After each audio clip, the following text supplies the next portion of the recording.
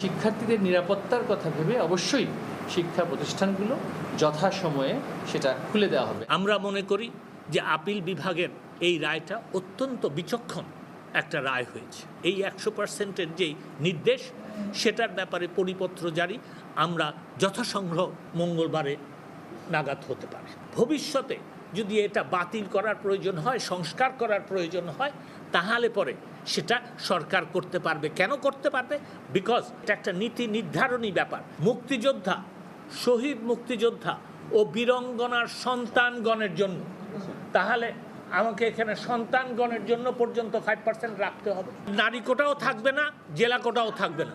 কোটা বিরোধী আন্দোলনকারীদের মধ্যে নারীরাই বলেছেন যে তারা অত্যন্ত ক্ষমতাবান হয়ে গেছেন। সেই পরিপ্রেক্ষিতে আজকে নাই, আদালত যদি আন্দোলনকারীদের দাবিটা কনসিডার করে থাকে তাহলে আমার তো কিছু বলার নাই। সরকার নিজেকে রক্ষায় নাশকতার দায় বিএনপির উপর চাপাচ্ছে বলে অভিযোগ করেছেন বিএনপি মহাসচিব মির্জা ফখরুল ইসলাম আলমগীর। বিকেলে গুলশানে দলের চেয়ারপারসনের কার্যালয়ে সংবাদ সম্মেলনে তিনি বলেন, এভারকেয়ারে চিকিৎসাধীন বেগম জিয়াকে নিয়ে গুজব ছড়ানো হচ্ছে। এখন নিজেদের